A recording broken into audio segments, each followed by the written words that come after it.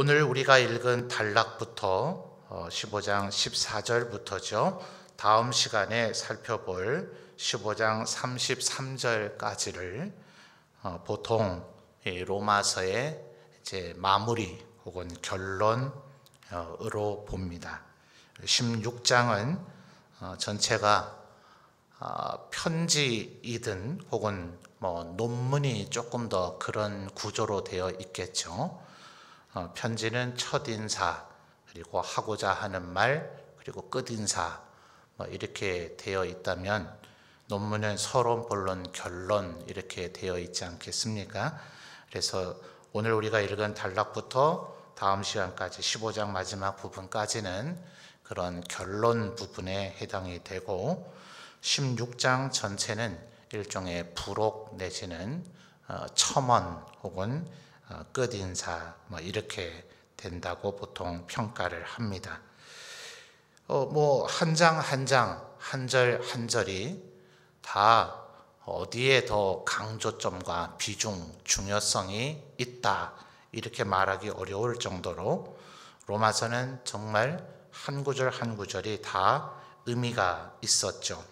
그러나 오늘과 다음 시간에 살펴볼 이 부분에서 바울 사도는 뭔가 이 로마인에게 보낸 편지의 결론, 마무리를 짓고 있다는 것을 생각하면 오늘과 다음 시간에 살펴볼 이 단락이 보다 더 중요하다고도 말할 수가 있을 것입니다.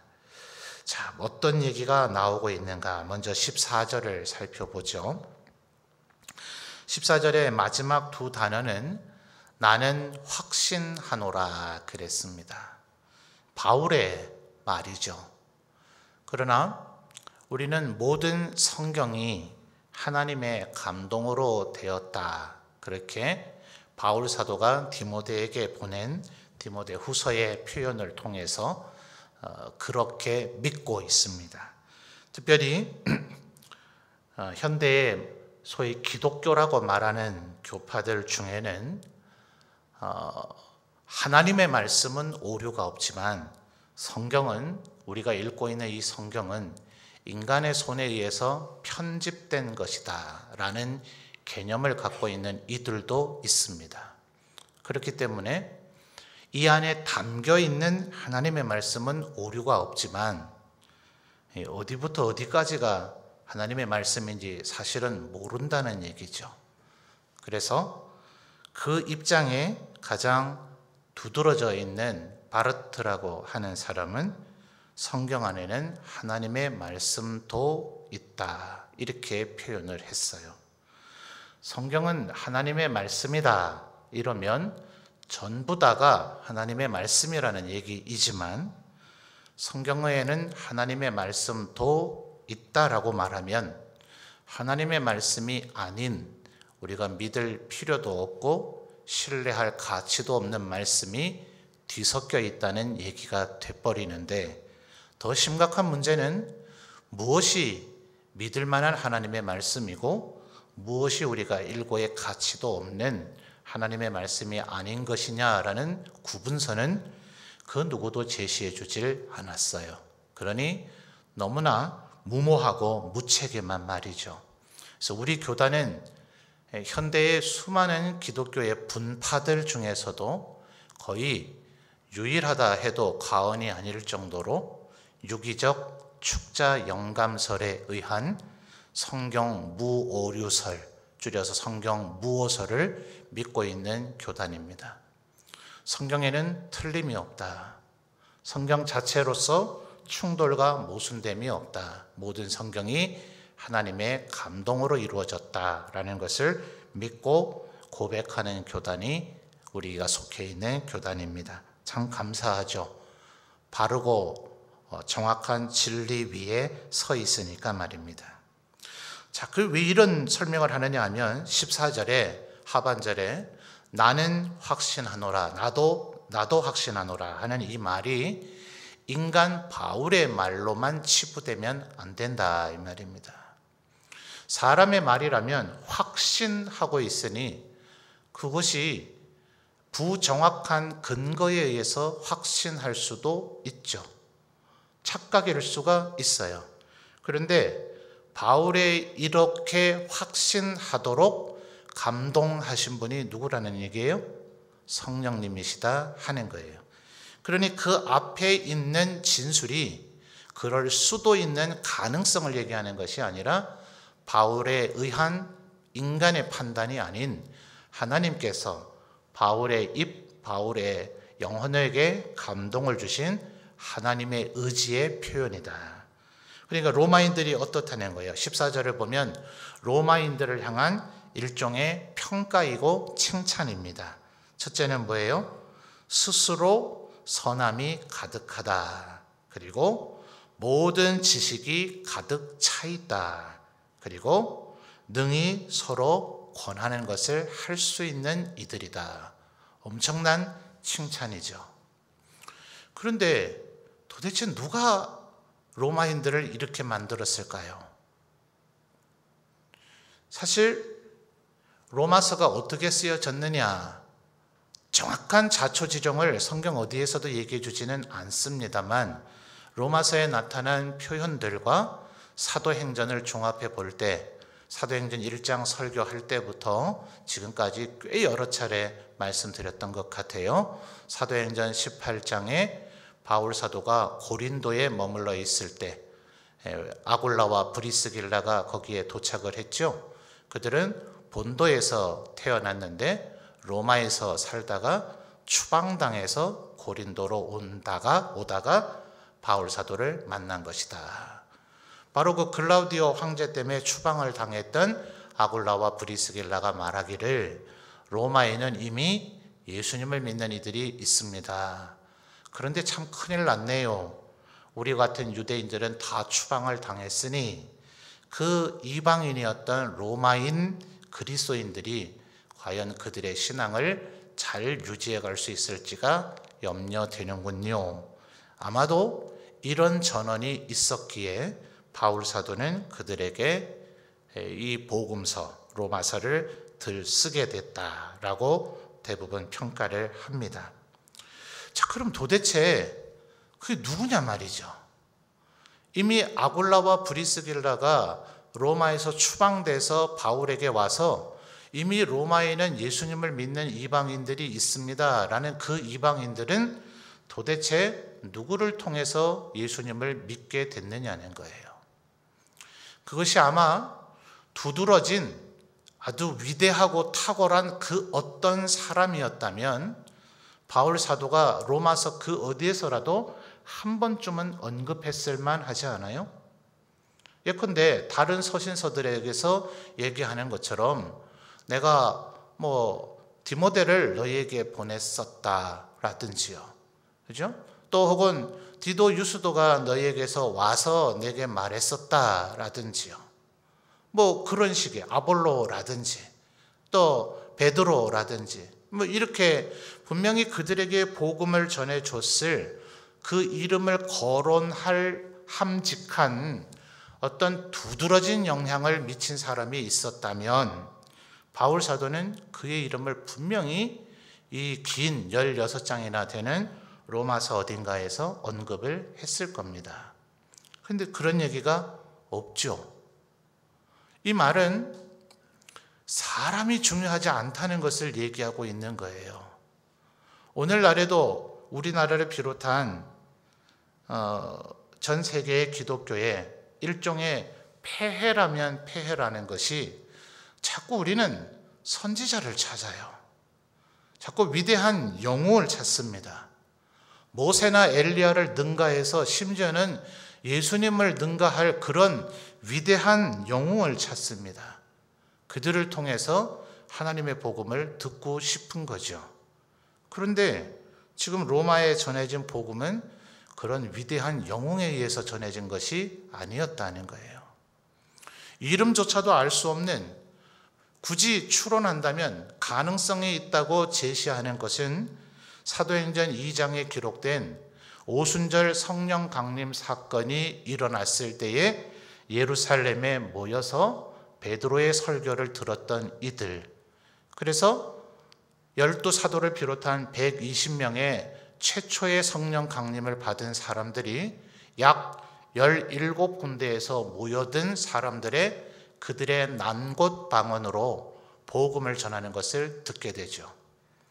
분명히 베드로가 이 말을 했다가 저 말을 했다가 이 나라 말을 했다가 저 나라 말을 한 게 아니고 베드로는 그냥 일방적인 자기의 언어로 얘기를 하고 있는데, 그래서 어떤 이들은 현대 과학적으로 표현하기를 최첨단 멀티 트랜슬레이터라 그렇게 얘기해요. 우리 요새 여러분 갖고 있는 스마트폰 앱에서 동시 통역기가 있죠. 조금 아직은 허접하고 좀 어설픈 번역을 해주고 있습니다만, 그냥 우리 한국말로 말하면 여러분이 메뉴를 선택하면 일본말로 번역해서 말해주기도 하고 중국말로 번역해서 말해주기도 하는 그런 게 이제는, 그래서 굳이 조금만 더 시간이 지나고 나면 우리가 골머리 아프게 외국어 공부를 안 해도 되는 그런 세상이 올 것 같기도 해요. 그런데 사도행전 2장에서는 그런 정도가 아니라 말을 하는 이는 한 사람인데 17군데의 말로 동시 통역이 되어지는 기이한 현상이 일어났더라 하는 것인데, 그들 중에 로마인이 있었어요. 그래서 아마도 학자들은 그때 오순절 성령 강림 사건 때 베드로의 설교를 통해서 몇 명이 예수를 믿었다 하죠? 3,000명이 예수를 믿었던 것은 전부 다 예루살렘 주민만은 아니고 그 지역에서 모여든 사람들, 그런데 그들 가운데서도 대단한 역량을 발휘한 사람이 있었다면 아마 그들의 이름을 기록을 했을 거예요. 그런데 그런 얘기는 성경 어디에도 기록이 되어 있지 않죠. 유사한 사례가 안디옥에 교회가 세워질 때도 그렇습니다. 구브로에 있던 사람들 중에 어떤 이가 와서 이방인이 이방인에게 복음을 전하기 시작하여 안디옥의 교회가 생겨졌다. 대단한 일 아닙니까?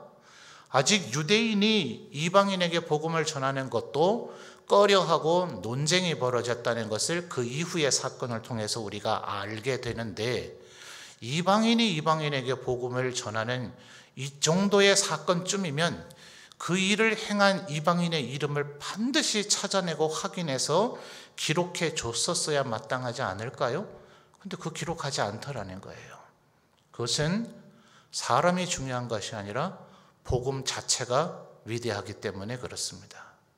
물론 분명한 것은 선지자들도 그러해야 하듯 오늘날의 목회자들도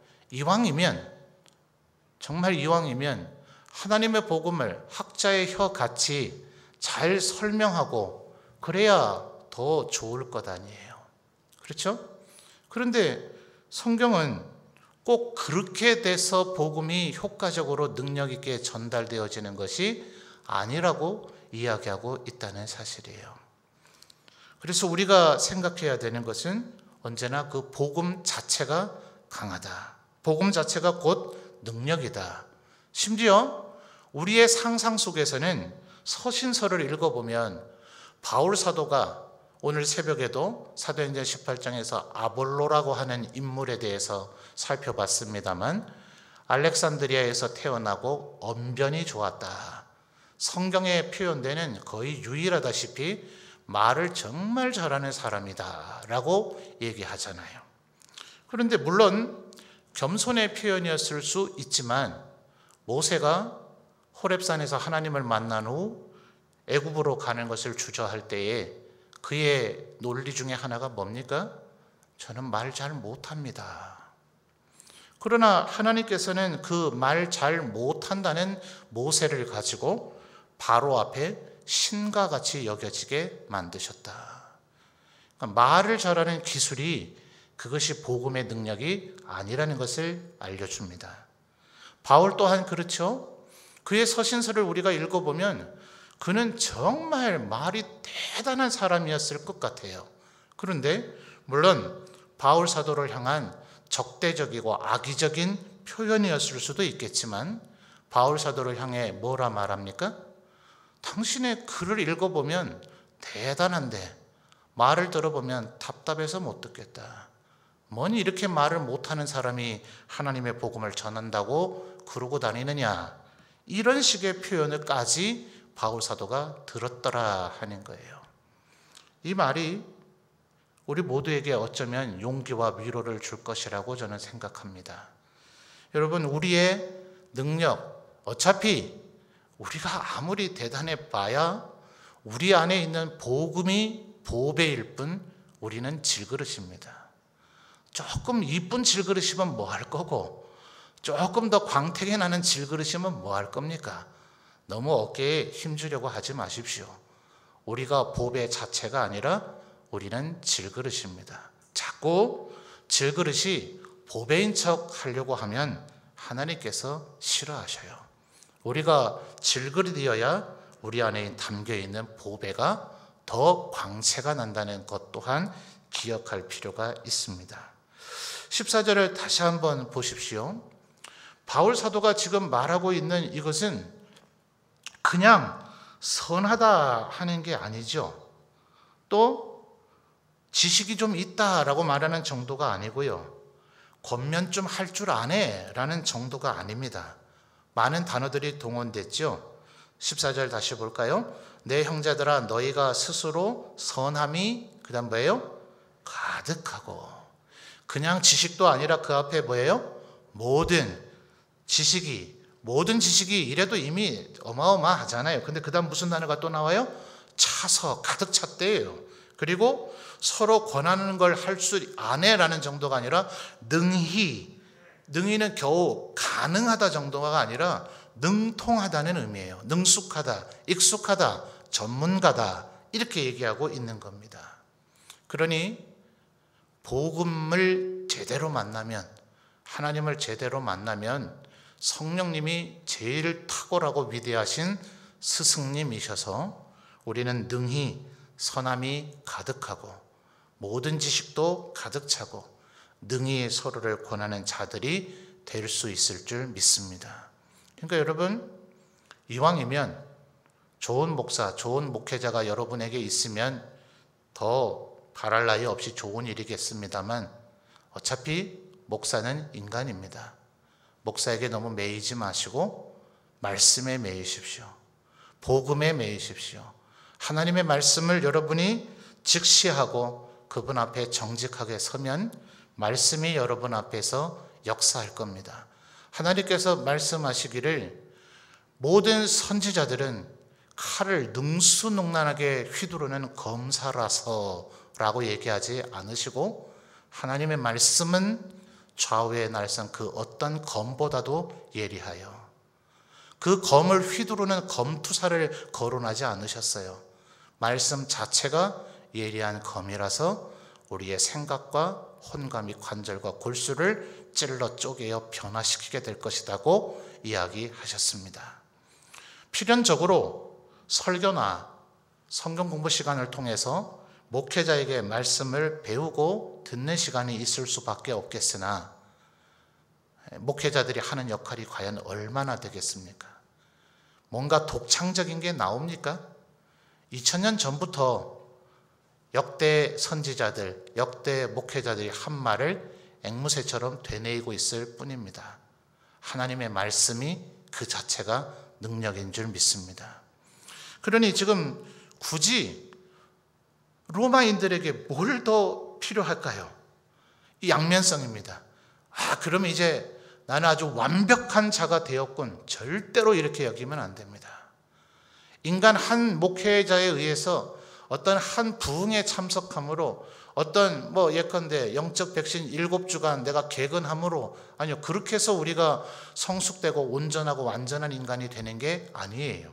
15절에 뭐라 그래요? 그러나 엄청난 반전 아니에요? 14절만 놓고 생각하면 이야 로마인들 대단하네. 이와 같이 탁월한 이들이 어디 있을꼬 이런 생각 들지 않아요? 그럼 뭐하러 바울 사도가 편지를 썼을까요? 그러나 내가 너희로 다시 생각나게 하려고. 이게 중요합니다. 그래 여러분 그래 맞아 목사는 필요 없어. 목사에 있어서 뭐해. 하나님의 말씀이 나를 가르쳐 주실 거야. 내가 말씀을 얼마나 많이 읽었던가, 내가 얼마나 말씀을 많이 묵상했던가. 그러니 나는 이제 거룩하고 성화된 사람이 되지 않았더냐. 천만의 말씀요. 우리는 죽는 그 순간까지 하나님의 말씀을 다시 들어야 될 자들입니다. 그러니까 지금 우리나라와 같은 기독교가 강단의 목사들의 요즘의 고민이 이거예요.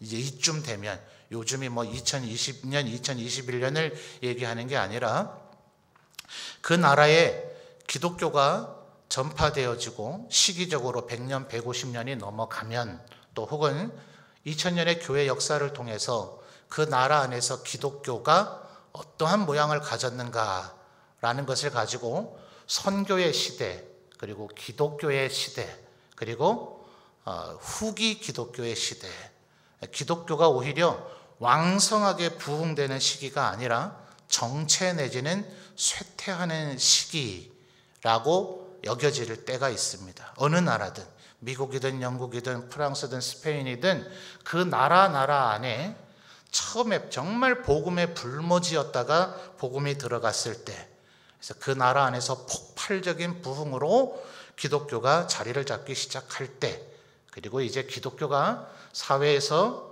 지탄을 받거나 사람들에게 비방을 받거나 기독교가 내부적으로 좀 부패한 것 같아 보이거나 하는 이런 증세들이 나타날 때, 이 제일 후자를 소위 후기 기독교 시대라 이렇게 얘기합니다. 그래서 벌써 5년, 10년 전부터 우리 한국은 모든 것이 빨리빨리 여서 그런지 기독교의 이 전례와 기독교의 전파와 부흥도, 심지어는 후기 기독교 증세마저도 너무나 빠르게 진행되어져서 다른 나라는 이제 겨우 복음이 꽃필랑 말랑할 이 시기쯤 이미 우리는 후기 기독교의 징후들이 나타나고 있는 것이 아닌가, 여러 신학자들이 염려하고 진단했던 바가 있습니다. 작년 올해 진단한 게 아니라 이미 5년, 10년, 20년 지난 일들입니다. 그 일들이 지금 여전히 답보적인 상태로 계속 진행되어지고 있어요. 그 징후 중에 하나가 뭔가, 외부적으로 보여지는 남들이 우리를 어떻게 보느냐, 우리 안에 부패 양상들이 많이 나타났느냐, 그건 복음이 처음 증거될 때도 마찬가지예요. 그때는 선하고 거룩한데 갑자기 어느 시점 되면 교회 내부가 부패하고 죄악에 대해서 둔감해지는 그런 현상이 나타나느냐, 그게 아니고요. 가장 두드러진 징후로 보는 것이 복음에 대해서 성도들이 어떤 태도를 취하는가. 복음이라는 게 뭐예요? 자, 16절에 보십시오. 결국 바울 사도가 지금 이해하고 있는 자기가 받은 은혜의 그 핵심 절정, 자기가 받은 은혜를 최절정적인 표현으로 표현하는 것이나, 내가 받은 사명의 직분이 무엇이다 라고 표현하는 것이나, 내가 지금 너희에게 편지를 쓴 이유가 이것이다 하는 것이나, 너희들이 다시 이 복음을 들어야 되는 이유라고 하는 그 모든 것에 다 걸리는 표현이 오늘 설교의 제목인 16절 중반절에 나오는 하나님의 복음의 제사장 직분이라는 이 표현이에요. 그러니까 지금 기독교가 어느 사회에서든, 한국이든 미국이든 영국이든 그 사회에서 기독교가 지금 후기 기독교인가, 기독교가 지금 몰락의 길을 걸어가기 시작한 것인가 아닌가를 진단할 수 있는 가장 중요한 진단 키는 그 교회 구성원들이, 기독교인들이 복음을 어떻게 대하는가 하는 거예요. 복음이 뭐예요? 말 그대로 복된 소식이죠. 가스펠이라고 부르기도 하고 굿 뉴스라고 부르기도 해요. 좋은 소식이죠. 굿 뉴스, 바로 직역하면 좋은 소식이고, 그것을 한자적으로 표현한 게 복음입니다. 뭐가 좋은 소식일까요? 예수님께서 우리 대신 십자가를 지셨다. 그분이 우리의 모든 죄를 사하셨다. 더 이상 우리는 죽음의 권세 아래 놓이지 않고 죄 사슬의 노예가 되지 않고 죄에서 해방되는 구속과 구원의 은혜를 입었다. 이게 복음인데, 이 복음이 선포되어지는 것이 목사들이, 이 성도들이 다 하는 얘기하면 우리 성도들이, 목사님 요새 설교 준비할 시간이 없는갑다, 언제 들은 얘기를 또 하고 있나, 요 다음 말 무슨 얘기 좀 하겠네 라든지, 전혀 이 복음의 얘기를 듣는데 다 하는 얘기라고 하는 듯한 식상한 반응을 성도들이 보이거나 목회자들이 그것이 주저스러워서 복음을 전하지 않으려고 하는 태도를 취할 때 기독교 내부가 성결하고 사회에서 그 기독교를 가장 소중하고 귀중한 사회 구성원 중의 일원이라고 여긴다 할지라도 그 나라의 기독교는 이미 쇠퇴한 것이다 라고 기독교의 교회 역사학자들은 한결같이 얘기합니다. 바로 지금 이것이 바울 사도가 로마인들에게 편지를 보낸 이유입니다. 기억하십시오. 여러분 15절 그러나 내가 너희로 다시 생각나게 하려고. 여러분 복음을 들을 때 여러분의 세포들이 살아나는 것 같은 느낌을 갖습니까? 여러분에 있던 그 피가 마치 예수 그리스도의 보혈의 피가 내 혈관을 흐르는 것과 같은 그런 뜨거움을 느낍니까? 예수께서 날 대신해서 죽으셨다는 얘기를 들으면 나약하고 지쳐가고 죄의 유혹에 굴복되어지는 것 같던 내가 다시금 하나님 앞에 헌신하고자 하는 용기와 결단이 생겨납니까? 사람들에게 지쳐서 더 이상 사랑할 수 없을 것 같던 내 마음이 주님이 나를 어떻게 사랑하셨는가를 생각하며 다시 한번 사랑해 보겠다는 결단의 의지가 되살아납니까? 이것이 복음을 대하는 마땅한 태도입니다. 주님이 나를 위해서 죽으셨다. 천하 만물을 만드신 하나님이, 창조주가 우리 같은 것쯤이야 얼마든지 한순간에 다 멸해버리시고 무엇으로도 우리보다 더 나은 존재들을 얼마든지 만드실 수 있는 그분이 겨우 내 살려보시고자 스스로 죽는 길을 택하셨다. 이 말씀이 여전히, 이 복음이 여전히 우리에게 뜨거운 피솟음을 느끼게 하는가? 지금 바울 사도는 그것 때문에 너희로 다시 생각나게 하려고 이것을 적었다는 거예요. 그러니 여러분, 날마다 복음 앞에 서시는 저와 여러분이 되시기를 바랍니다. 이것이 우리가 말씀을 읽어야 되는 이유입니다. 뭘 몰라서가 아닙니다. 전혀 생전 처음 보는 얘기라서가 아닙니다. 여러분, 어느 성경이든 펼칠 때 창세기, 아브라함의 얘기, 내가 다 아는 얘기, 그때 내가 지금 중병에 걸려 있는 것은 아닌가 주저하십시오. 뭘 압니까? 정말 아브라함에 대해서 뭘 압니까? 아브라함을 하나님이 얼마나 사랑하셨는지 도대체 우리가 뭘 알고 있습니까? 주님, 나는 아무것도 모릅니다 라는 자세로 주의 말씀 앞에 내가 설 수 있는가? 그것이 바로 진정한 하나님의 복음의 제사장 된 자들의 자세이다 하는 거죠. 16절의 첫 단원을 보시면 이 은혜는 이렇게 얘기하죠. 이 은혜는 곧 나로 이방인을 위하여 그리스도 예수의 일꾼이 되어 하나님의 복음의 제사장 직분을 하게 하사 이방인을 제물로 드리는 것이 성령 안에서 거룩하게 되어 받으실 만하게 하려 하심이라는, 여기까지 모두 다가 은혜죠. 이 은혜는 우리가 에베소서의 표현으로만 보면 에베소서 2장에서 바울 사도가 그 얘기를 하잖아요. 우리에게 값없이 선물로 주셔서 믿음을, 그것으로 말미암아 우리가 구원을 받게 됐으니 그것이 은혜다. 그러니까 언제나 제발 성경을 한 장, 한 절, 한 단락만 보고 모든 결론을 내지 말아야 됩니다. 우리가 성경을 통독해야 되는 이유는 무슨 내가 몇 독했다는 그걸 세우려는 것이 아니라 로마서 15장 14절부터를 읽어도 성경 여러 곳이 동시에 떠올라져야 이 말씀에 대한 입체적이고 통전적인 이해를 할 수 있기 때문에 그렇습니다. 그게 될 때까지 겸손히 하나님의 말씀을 끊임없이 공부해야 돼요. 로마서는 로마서대로 공부하고, 창세기는 창세기대로 공부하고, 에베소서는 에베소서대로 공부하고, 갈라디아서는 갈라디아서로 공부하고 해서 그 모든 각각의 구슬들이 깨어야, 구슬이 서말이라도 뭐예요? 깨어야 보배라 하는 것처럼 그것들이 각각 연결이 돼야 됩니다. 그냥 여기 안에 있는 이 말씀만 가지고서는, 에베소서 2장의 말씀만 가지고서는 그렇구나, 주님이 날 대신해서 죽으시고 나에게 믿음을 선물로 주셨구나. 은혜. 그러면 그냥 내가 겨우 예수님이 날 대신해서 십자가를 지셨다는 그 지식만 알면 그냥 행복하고 흡족해요. 그게 은혜인 줄 알아요. 아니잖아요. 16절은 지금. 16절은 지금 뭐라고 얘기하고 있습니까?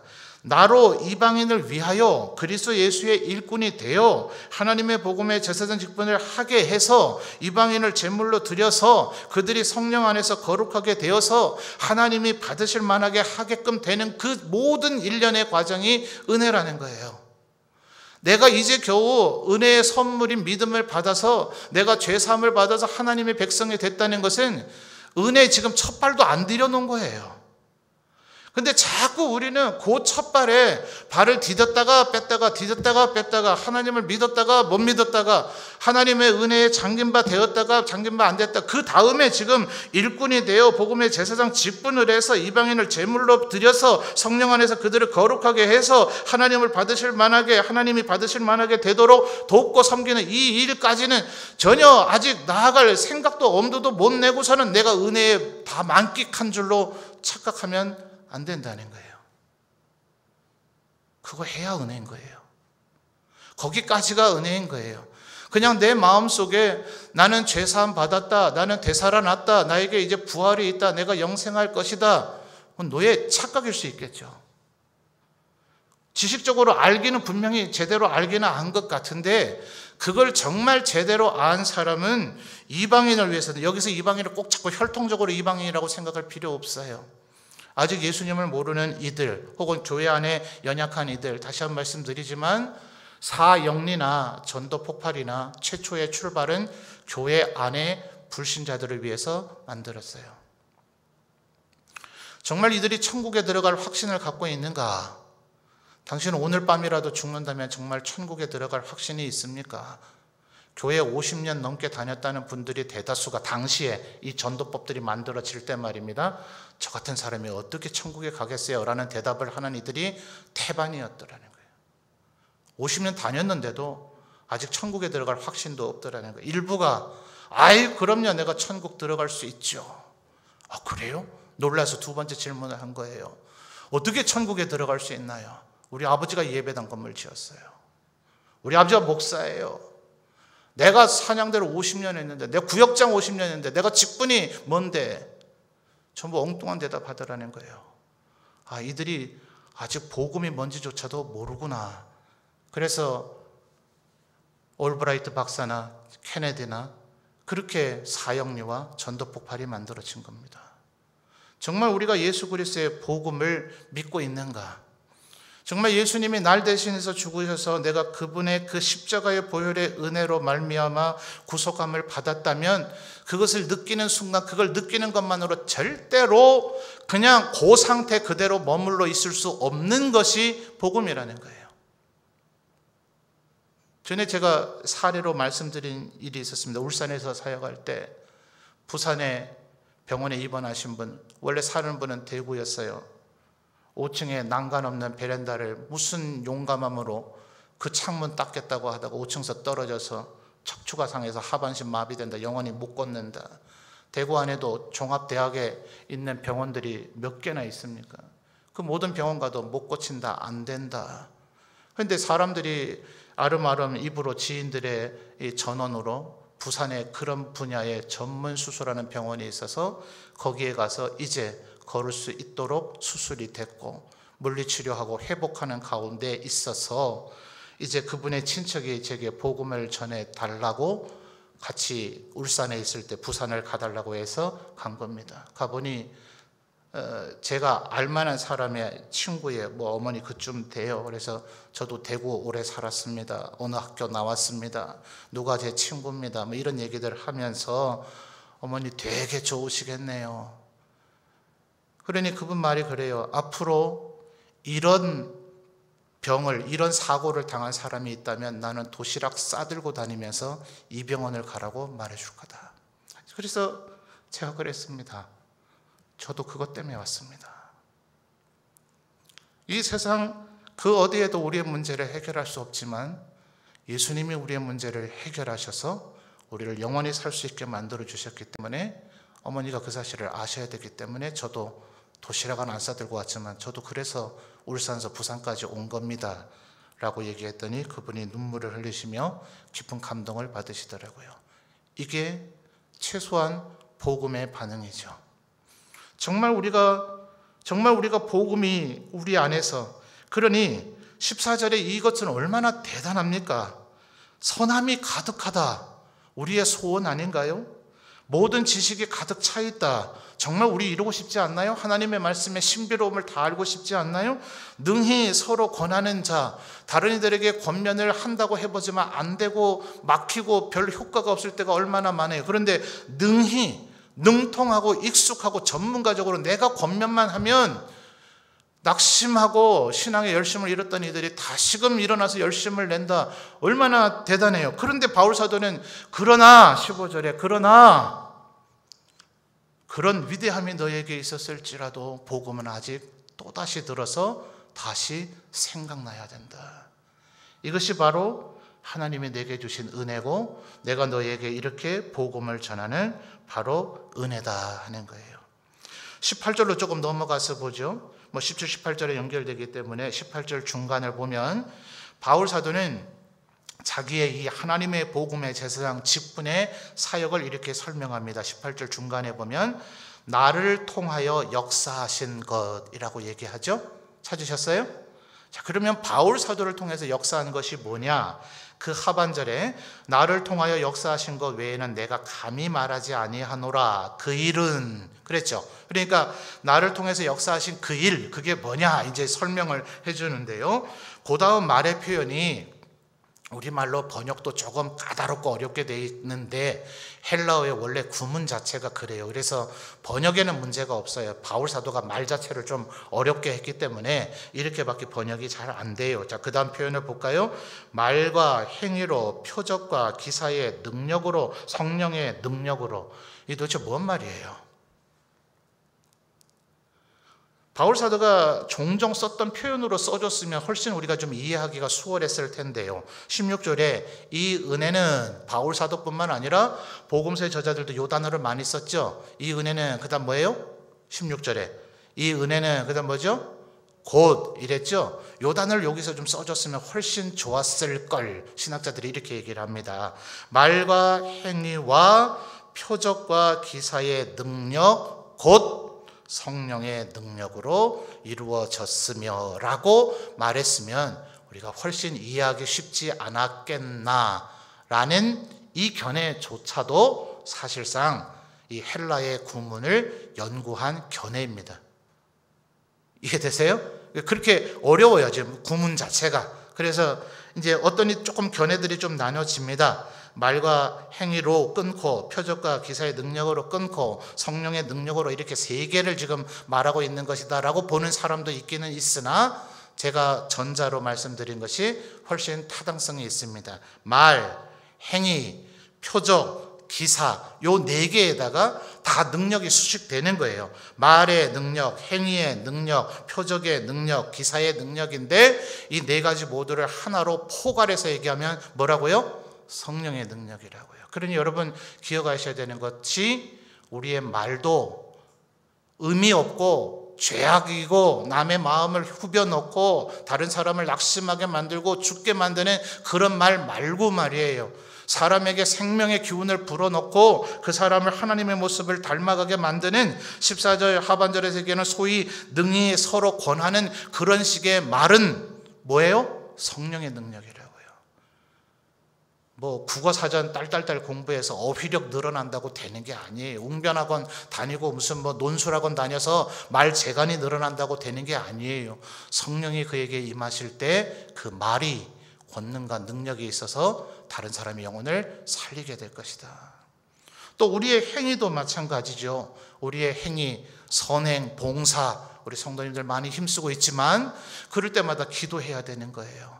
하나님 이것이 내 자랑이 되지 않게 해주시고 내 의가 되지 않게 해주시고 오직 성령 하나님의 그 은혜가 드러나도록 하나님의 하나님 되심이 드러나도록, 이 일과 이 행위를 통해서 하나님께서 영광 받으시도록, 이 행동의 대상이 되어지는 대상들이 하나님의 은혜를 맛보게 될 수 있도록. 자, 그런데 말과 행위는 설명을 잘했습니다만 19절에 표적과 기사를 설명하려니까 저부터도 주저되잖아요, 그죠? 우리가 뭐 표적과 기사를 행할 수 있는 은사들이 좀 있어야 말이죠. 그러니까 제발 성경에 이런 표현 나올 때 안 되는 거에 가로막혀가지고 될 수 있는 것까지 다 포기하지 말고요. 표적과 기사는 하나님께서 권능을 주시면 여러분이 안 하려고 해도 하도록 될 겁니다. 언젠가, 말 그대로 someday, 언젠가 하나님께서 somebody, 그 누군가에게 그 은혜를 주시면 그것은 표출되고 드러나게 될 겁니다.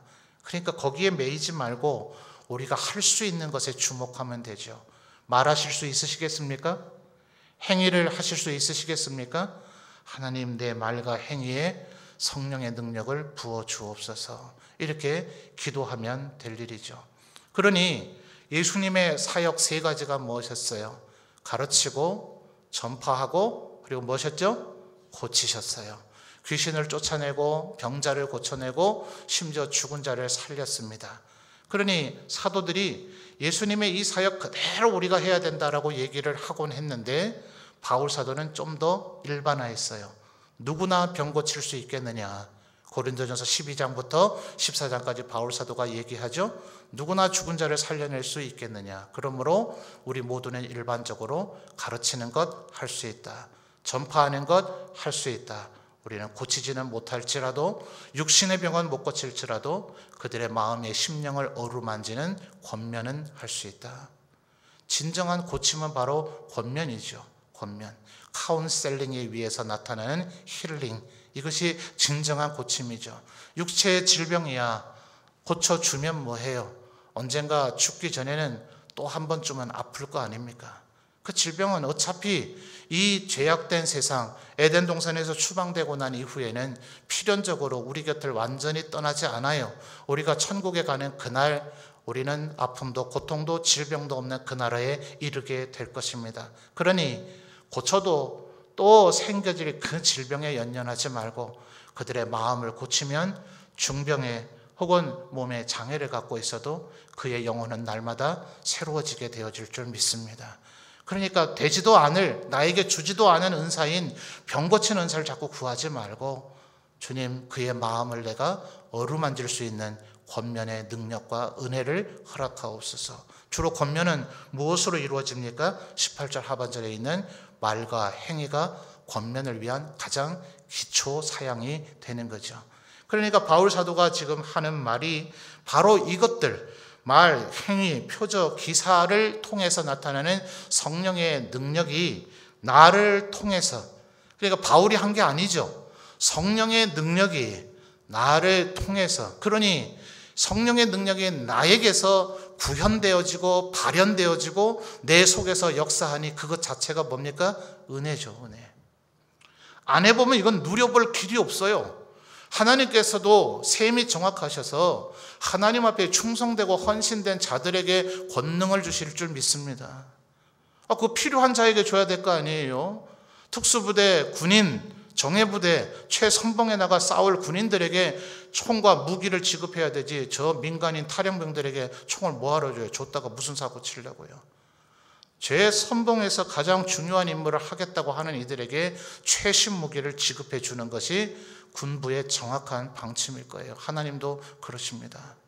우리가 하나님 앞에 더욱 충성하고 헌신하고자 할 때 하나님 우리에게 제일 좋은 은혜를 채워주실 거예요.